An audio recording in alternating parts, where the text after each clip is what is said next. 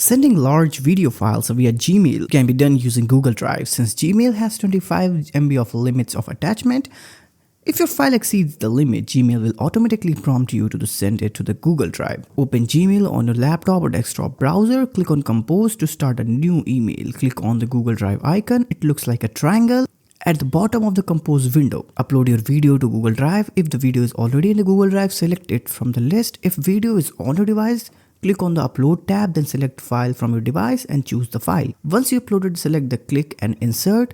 A Google Drive link to the video will be inserted in your email. Gmail will prompt you to set file sharing permission. Choose whether the recipient can view, comment, or edit the video. You can choose to share it with anyone with the link or specific people. Once you attach the video via Google Drive, click on Send. The recipient will receive a link to the video stored in your Google Drive and they can view or download it depending on the permission you set. So this was how you can send large video files through Gmail.